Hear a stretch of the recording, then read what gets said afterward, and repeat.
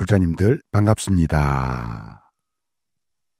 탈종교화 시대에 이 극심한 혼돈기에 우리 불교가 나아갈 길에 대해서 함께 생각해 보려 합니다. 요즘 젊은 세대에게 너희들 종교가 뭐니 하고 이렇게 물으면 대부분 종교 없습니다 라고 답해요. 성당이든 교회든 절이든 발길을 끊고 대신해서 카페나 산책길 혹은 유튜브 속 명상 채널에서 마음의 위로들을 얻곤 한다고 합니다. 이게 바로 탈종교화 현상이죠. 다른 이런 청년들의 행태를 다르게 표현을 해보자라면 종교라는 간판은 내려놓지만 그래도 내 마음의 갈증은 여전하다라는 것입니다. 이게 오늘날 시대 특징입니다. 그럼 왜 탈종교화 이런 현상이 생기게 됐을까요? 자, 그 원인을 제가 몇 가지로 분석을 해봤습니다. 첫 번째가요, 제도권 종교가 권위주의적이기 때문입니다.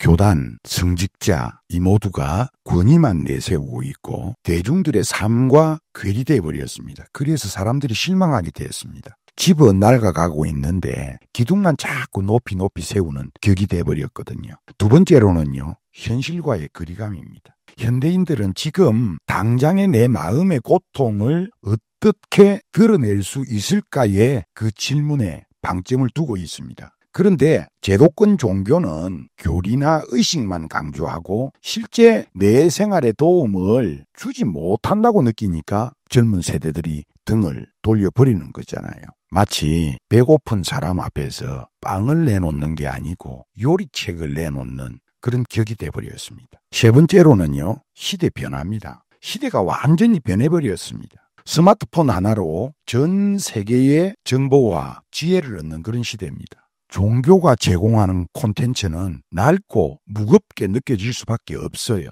그러니 탈종교화의 거센 바람 앞에 우리는 직면해 있는 것입니다. 자, 그렇다면 여기서 우리가 중요한 질문을 던져야 되죠. 이 탈종교화 시대에 우리 불교계에서도 해법을 어떻게 찾아야 할 것인가? 저는 제도권 종교 안에서 찾는 것에 대해서는 약간의 우려를 표합니다. 좀 어렵다고 생각합니다. 제도권 안은 이미 제도, 권위, 기득권 이런 것들로 얽혀 있기 때문에 변화의 속도가 더딜 수밖에 없습니다. 매우 느려요. 새 술은 새 부대에 담아야 된다고 했잖아요. 새로운 시대의 불교는 제도권 밖에서 새로운 방식으로 길을 찾아야 하지 않을까 저는 생각합니다. 불교의 길은 법당 안에서만 머물러서는 안 됩니다. 향과 촛불, 의식과 예경만으로는 오늘의 이 젊은 세대들 뜰기 어렵습니다. 진짜 불법은 법당 밖 일상의 삶 속에서 구현될 때 힘을 얻을 수 있잖아요. 마음은 부처님께로, 몸은 중생에게로 늘 저는 강변해 왔습니다. 저잣거리에서 뒹구는 불교인들이 많아질 때 한국 불교는 도약할 수 있으리라. 저는 그렇게 늘 외치고 살아왔습니다. 그래서 참불가가 길거리의 노래가 되고 또 직장에서도 자연스럽게 명상이 되고 가족들끼리 모였을 때 온전한 대화가 될 때 불교는 자연스럽게 스며들어서 사람들의 삶을 밝히게 될 수 있으리라 저는 그렇게 확신합니다. 요즘 시대에 얼마나 격변하고 있나요? 유튜브 이런 것들을 이런 플랫폼을 기반으로 해서 참불가와 같은 문화 콘텐츠 이런 것들이 오히려 젊은 세대의 청년들에게 접근하기 용이한 수단이 될 수도 있습니다. 그렇게 그런 플랫폼들을 이용해서 우리 청년들과 자연스럽게 이어주는 다리가 우리 불교의 역할인데 좀 소홀했습니다. 이제 중요한 것을 우리가 여기서 발견할 수 있습니다. 탈종교화가 곧 종교의 종말을 뜻하는 건 아니라는 거예요. 사람들은 점점 종교에서 멀어지고 있지만 삶의 의미와 영성에 대한 갈망은 오히려 더 강해지고 있습니다. 자, 예를 들어 볼게요. 주말이면은 절에 오는 발길은 확 줄어들었죠. 근데요, 마음 치유, 명상, 웰빙, 웰다잉 같은 그런 단어들을 검색하는 사람들은 폭발적으로 늘어나고 있습니다.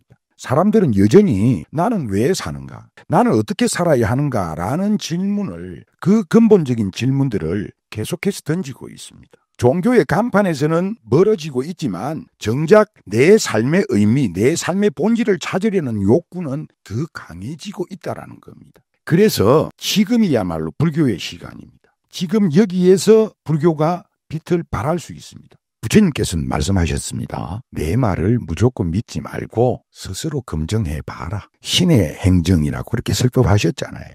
이게 바로 불교가 가진 합리성이고 자율성이거든요. 이 합리성과 자율성은 젊은 세대가 찾는 가치하고 딱 맞아떨어집니다. 두 번째로는 불교에는 실천적인 전통이 있습니다. 기도만 하는 것이 아니고 직접 호흡을 관찰하고 마음을 다스리는 명상을 제시하고 있습니다. 이거는 단순한 종교의식이 아닙니다. 마음의 과학이고 삶의 기술이거든요. 세 번째, 우리 불교의 시간, 불교의 기회. 불교는 바로 포용성이 굉장히 큽니다. 누구든 들어올 수도 있죠. 심지어 무신론자도 함께 수행할 수 있습니다. 신을 믿든 안 믿든 누구나 불교 수행을 통해서 내 마음의 평화를 얻을 수 있다는 겁니다. 제가 이런 비유를 한번 들어볼게요. 종교는 마치 오래된 우물하고 같습니다. 옛날에는 사람들이 물을 길어 마셨습니다. 줄 서가지고. 근데 이제는 수돗물도 있고요. 생수도 있고요. 또 정수기도 있어요. 사람들이 굳이 낡은 우물에 줄 서가지고 물 떠려 하지 않습니다. 그렇다고 해서 물 자체가 필요가 없어진 건 아니잖아요.